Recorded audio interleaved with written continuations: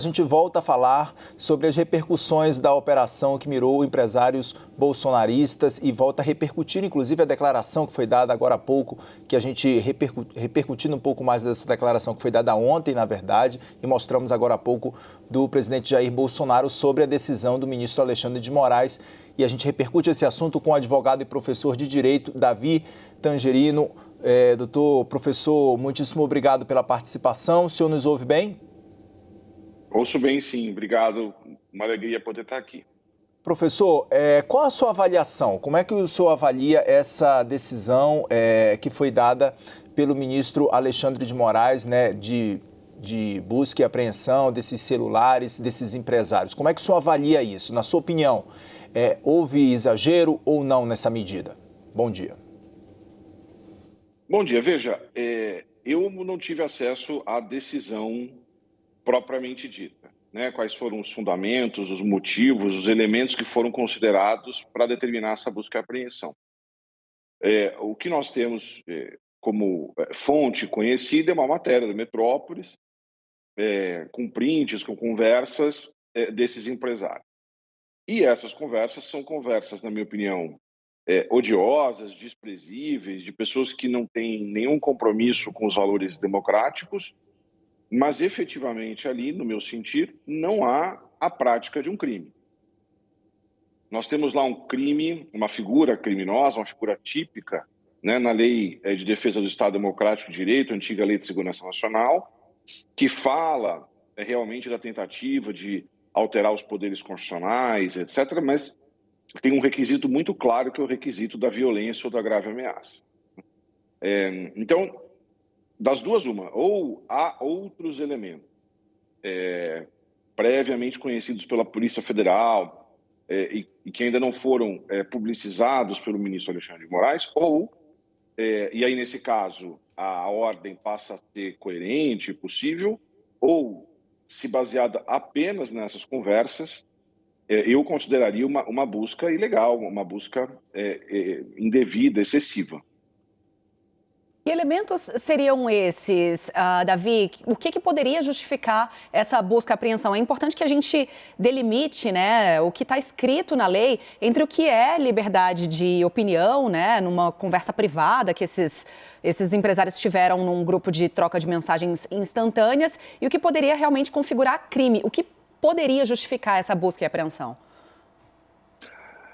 Veja, uma investigação prévia, né, poderia mostrar que parte desses empresários estariam financiando atividades antidemocráticas, poderiam estar angariando, então, de novo, né, financiando atos violentos ou pressionando pessoas, funcionários, moradores para votar num determinado sentido, né?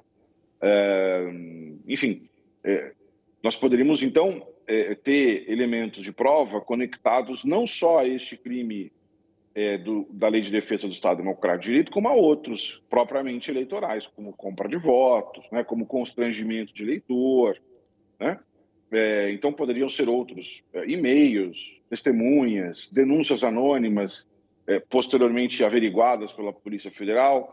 Então, quer dizer, tem uma enormidade de possibilidades aqui, como fontes de prova, por assim dizer, e aí a reportagem poderia ter sido apenas uma manifestação explícita, né, um último elemento de um conjunto de investigações.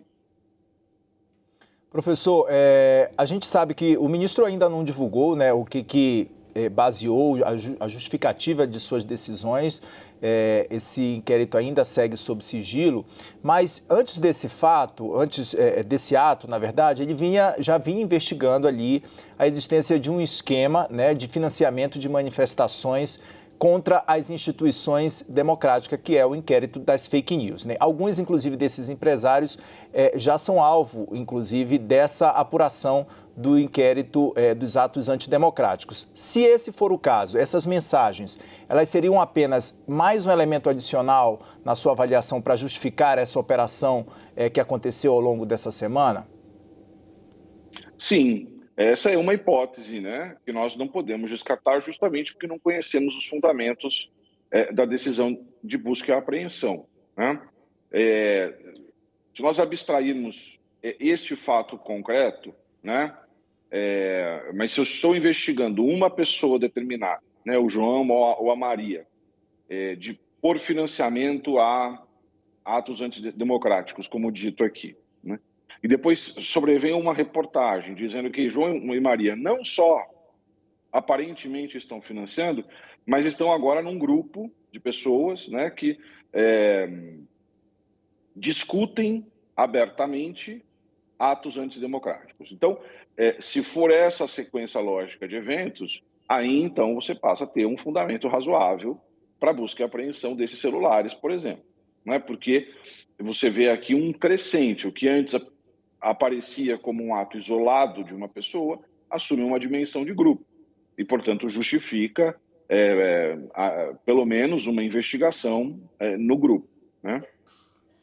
Professor, eu queria que se o senhor conseguir trazer para a gente, assim, que mensagem que isso traz às vésperas do 7 de setembro agora de 2022, né? Porque a imprensa trouxe essa semana, nós trouxemos aqui, inclusive, que o ministro Alexandre de Moraes tem dito a interlocutores que a lei precisa não só agir quando esses casos são feitos, mas é que é preciso passar uma mensagem para evitar novos casos, né? Evitar novas agressões e novos crimes, né? Contra as nossas instituições democráticas.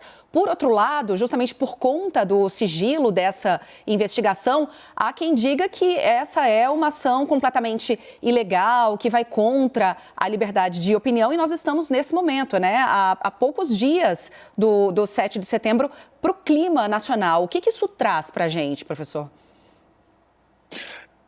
Pois é, eu acho que, do ponto de vista do ministro Alexandre de Moraes, o recado é muito claro, né? No que tiver ao alcance dele, né? Mobilizações antidemocráticas, golpistas, não serão toleradas e ele vai tomar as medidas duras que ele, como membro do judiciário, tem à disposição, né? Todavia, por não conhecermos os fundamentos de um lado e por as conversas reveladas pelo jornalista, na minha opinião, não mostrem um crime de outro, cria-se um espaço realmente para que os apoiadores do presidente Bolsonaro potencializem essa decisão dentro de um marco abusivo, etc., né? Então, o mais adequado, me parece, é que o quanto antes venham à luz os fundamentos da decisão do ministro Alexandre, né? E para que, em havendo outros elementos em que ele se apoiou, que não exclusivamente a reportagem do Metrópolis, nós possamos ter um debate mais qualificado, né? E possivelmente esvaziar esse discurso de uma decisão absolutamente unilateral, autoritária, né?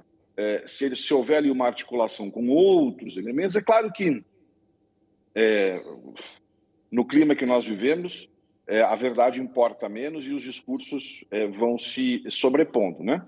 Mas pelo menos quem está disposto a conversar democraticamente, analisar, como é o caso aqui de vocês, se o ministro Alexandre apresenta outros elementos, então a gente consegue fazer agora uma apreciação de um contexto dessa decisão, né? Do jeito que está hoje, há um combustível aí para o bolsonarismo, que bomba essa que deveria ser, ao máximo possível,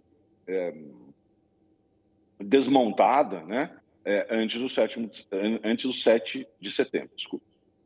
Professor Davi, o senhor fala que, na sua avaliação, não há um crime ali nessas conversas que foram reveladas pela reportagem do Metrópolis, né? Mas ali, os empresários, nessa conversa desse grupo do WhatsApp, eles defendem um golpe de Estado caso o ex-presidente Lula vença as eleições. Eu queria que o senhor embasasse para a gente, tecnicamente, o arcabouço jurídico disso, de por que o senhor não avalia que ali não há um crime, porque não houve a publicidade dessa conversa, ela simplesmente vazou. O senhor pode explicar para a gente, juridicamente, por que o senhor avalia isso como não crime, haja visto que eles conversaram ali sobre, defendem ali um golpe, né, de Estado caso o ex-presidente Lula vença as eleições, professor? Claro. Eu acho que existe uma zona um pouco cinzenta, realmente, e talvez a conversa seja um pouco técnica demais, mas vamos lá. Pelas conversas que eu li, você tem pessoas dizendo que preferem um golpe de Estado ao retorno do presidente Lula, né? Que seriam simpáticas a um golpe. Né? E, de novo, embora odiosas, né, e, enfim, incompatíveis com os tempos que vivemos, isso está no registro da opinião. Né? Quando é que a opinião antidemocrática passa a ter caráter criminoso? Justamente quando ela ultrapassa o limite da opinião, ultrapassa o limite da sua liberdade individual e passa a ser agora um arregimentador de outras pessoas para que se dê um golpe, para que se cometam atos antidemocráticos. Então, a figura da incitação, né, ao crime, da apologia. Né?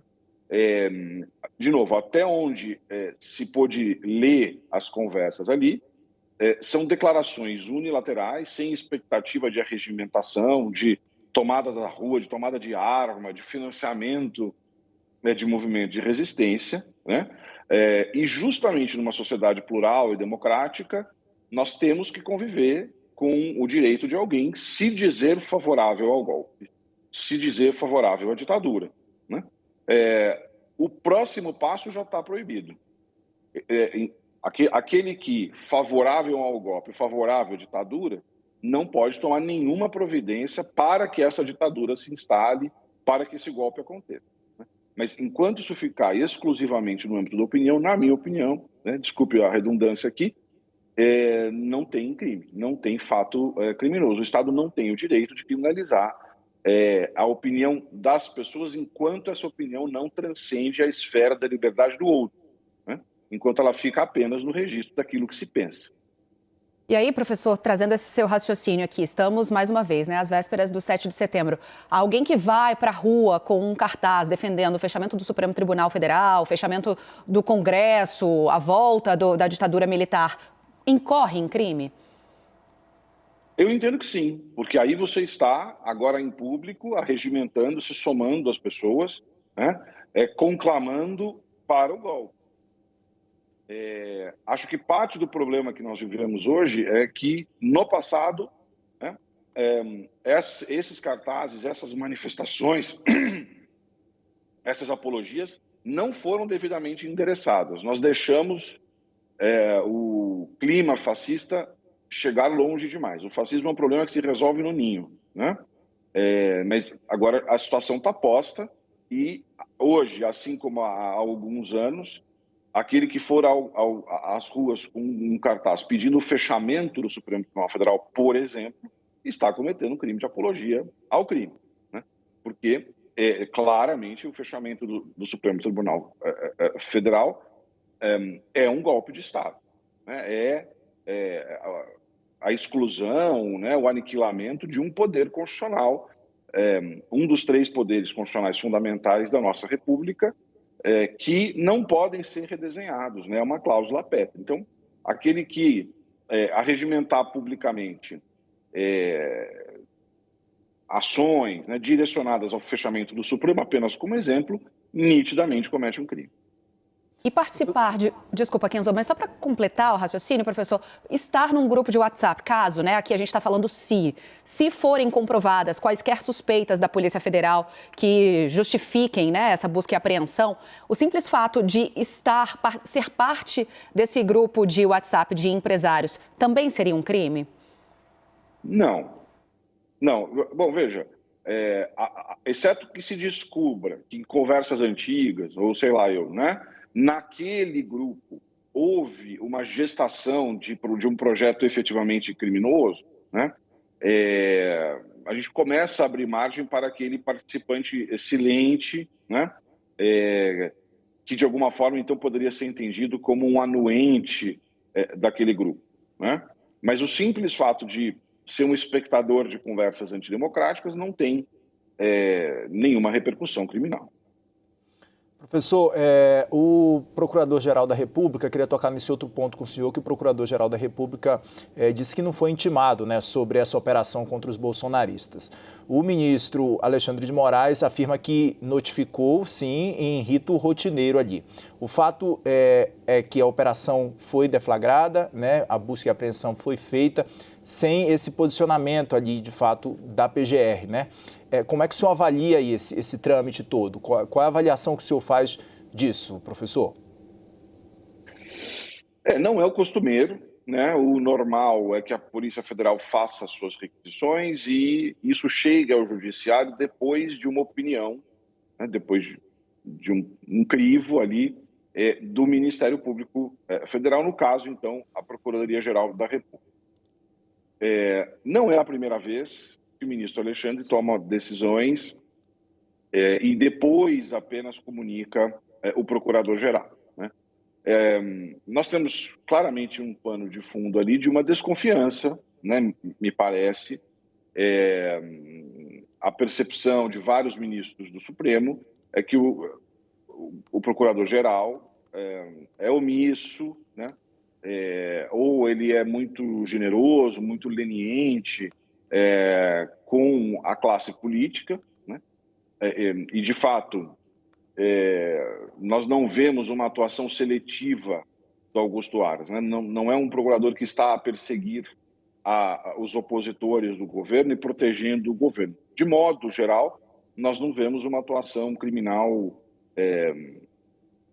muito ativa contra a classe política hoje, né? Então, acho que a chave de leitura aqui é uma certa desconfiança, e eu acho que nem necessariamente de que o Procurador-Geral estivesse pessoalmente envolvido nisso, né? Mas um pouco no registro de, bom, já que não se faz nada mesmo, então, para manter o maior sigilo possível, etc. e tal, eu vou decidir primeiro e dar ciência depois, né? Claro, estamos no campo puramente especulativo, mas pelo conjunto das interações, acho que seria uma leitura razoável essa, de uma certa, portanto, tentando evitar a palavra desconfiança para não dizer que há uma desconfiança pessoal. Eu acho que é um certo desalento, um certo descrédito do papel institucional. De novo, né? Algo na linha de, bom, já que nada vai ser feito mesmo, então eu vou decidir aqui e o senhor toma ciência depois. Professor, muitíssimo obrigada. Nós conversamos com Davi Tangerino, ele é advogado e professor de Direito da Universidade Estadual do Rio de Janeiro e também da Fundação Getúlio Vargas de São Paulo. Muito obrigada pelos esclarecimentos do senhor. Um ótimo domingo. Obrigado. Ótimo domingo a todos.